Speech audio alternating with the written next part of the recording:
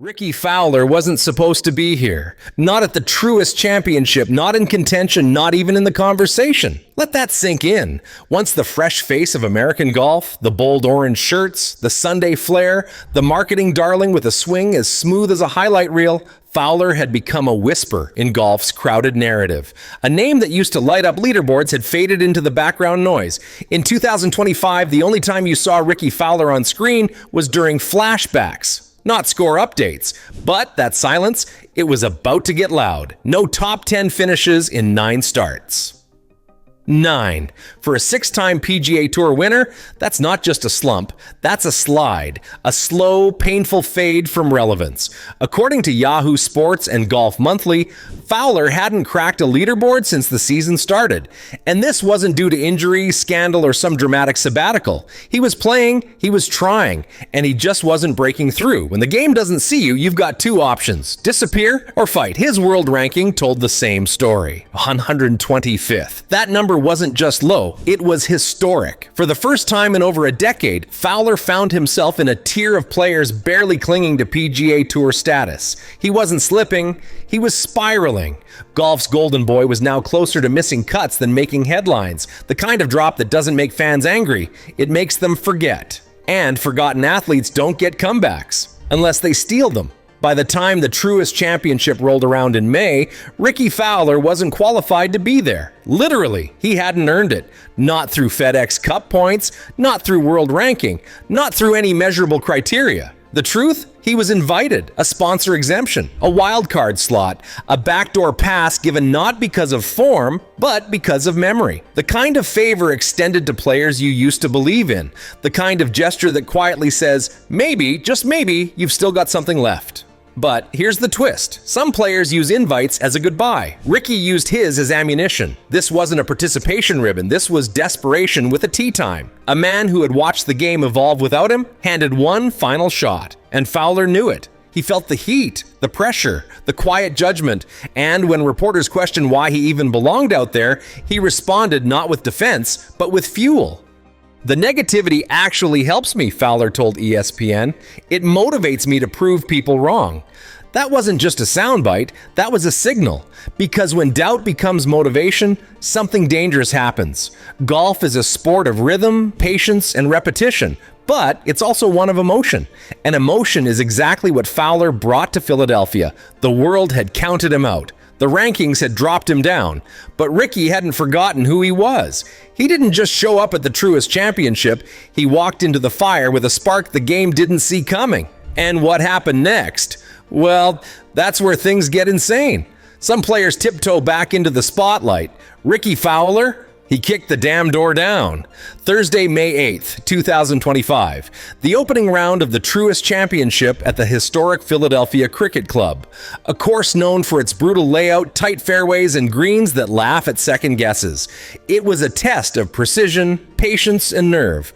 The kind of venue that eats struggling pros alive. And Fowler? He had every reason to fold. But what happened that morning rewrote everything. Hole 1, solid.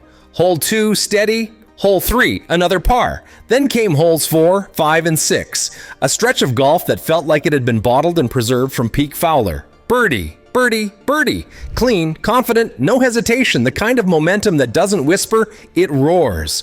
And just like that, a player everyone had forgotten was suddenly glowing in red numbers. And trust me, the golf world was watching, even if it didn't realize it yet. By the time he hit the back 9, something shifted. His swing looked freer. His putts rolled with purpose. He was no longer grinding. He was flowing.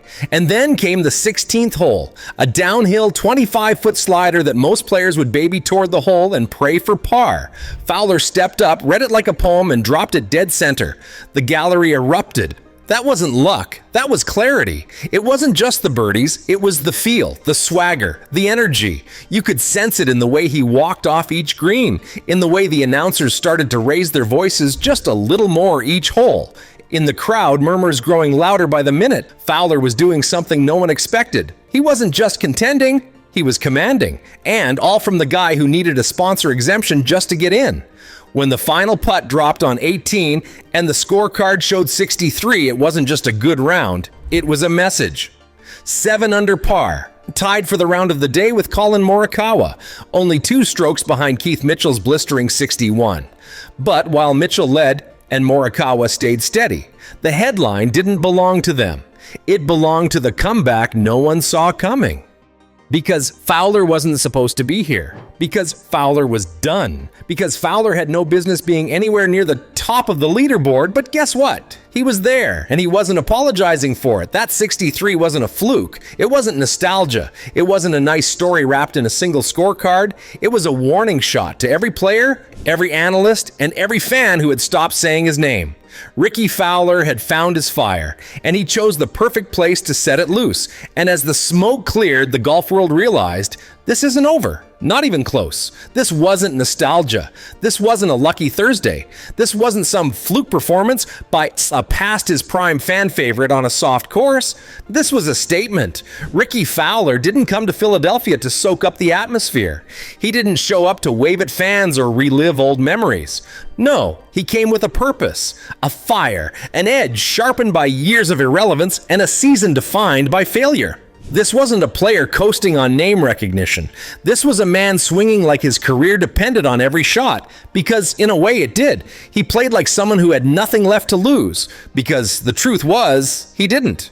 He had already lost the spotlight, lost his top 50 ranking, lost invitations to majors. All that remained was pride, grit, and the echo of a name once feared on Sundays. So when Fowler teed it up at the Truist Championship, he didn't carry a resume. He carried a mission, and missions like that don't end with quiet rounds. They end with fireworks. The 63 wasn't just a number on a scorecard, it was a line in the sand, a declaration that Rickie Fowler's name still meant something, that he wasn't just here out of pity or nostalgia, he was here to compete. While other players tried to protect positions, Fowler went all in. And that aggression, that hunger, that clarity, it turned into a round that made everyone stop scrolling and start watching. Because sometimes the hungriest player in the field isn't the youngest, it's the one who's been starving. Every shot that day was laced with something bigger than par or birdie. It was defiance. Fowler wasn't just making putts, he was silencing critics. The same critics who said he was washed, that his swing was broken, that the game had passed him by. They watched as he outscored Morikawa, held pace with Mitchell, and moved past a field of names 10 years younger with twice the momentum. And the scariest part? He made it look personal. You could feel it in the way he carried himself. There was no grin, no wink, no vintage Rickie charm, just laser focus, controlled aggression, a quiet intensity that hadn't been seen from him in years. When the round ended, he didn't celebrate. He nodded. He signed his card. He walked off like a man who wasn't surprised, only satisfied.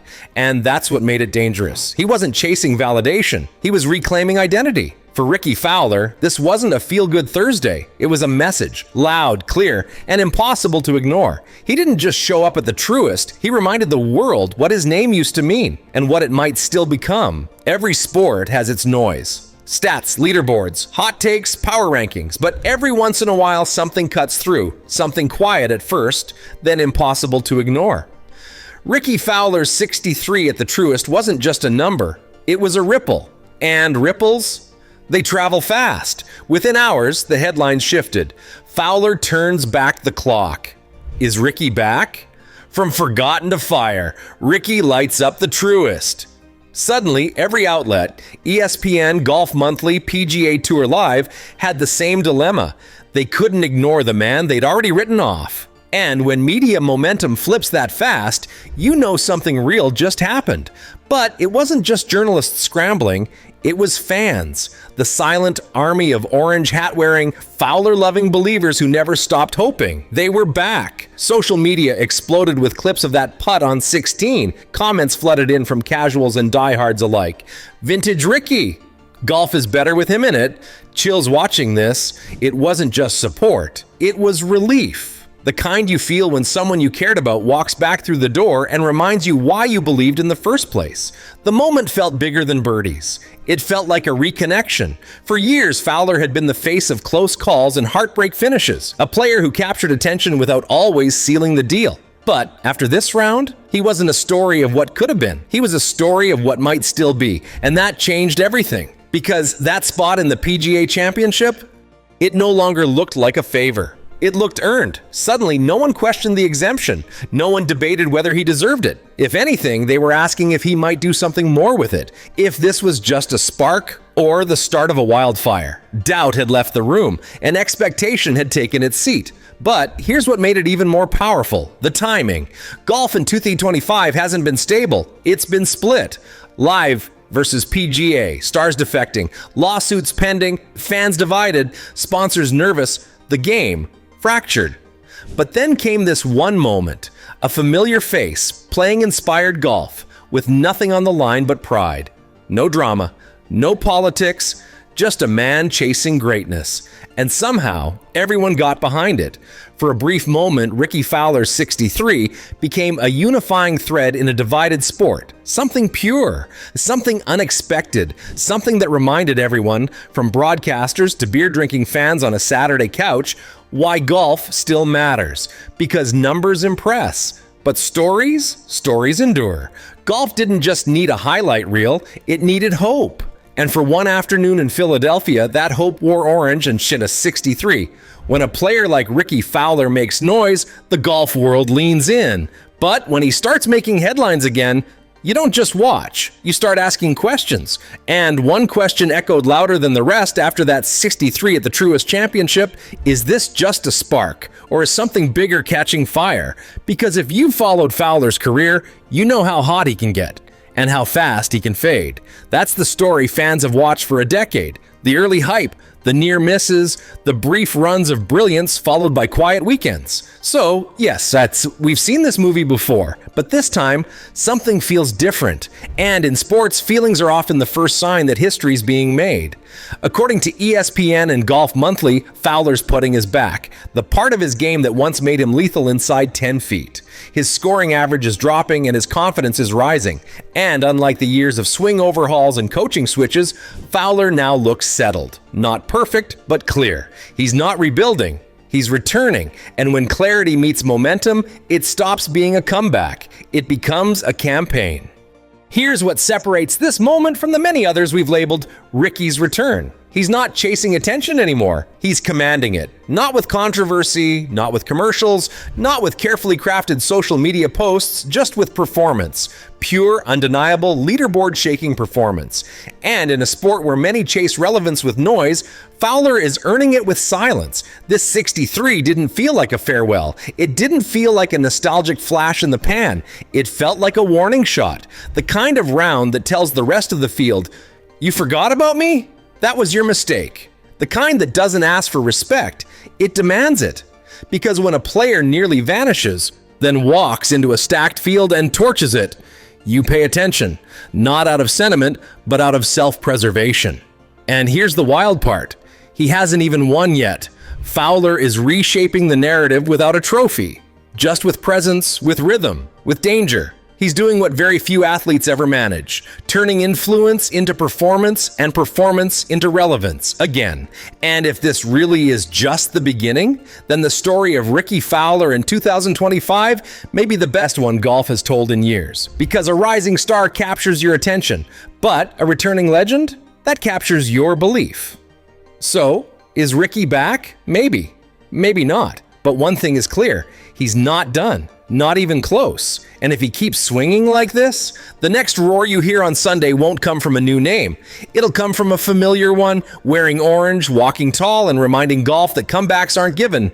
They're taken. So, is Ricky really back? Let us know in the comments below. We want to hear what you think, and once you've done that, have a look at the video that's appearing on your screen right now. Trust us, you don't want to miss it.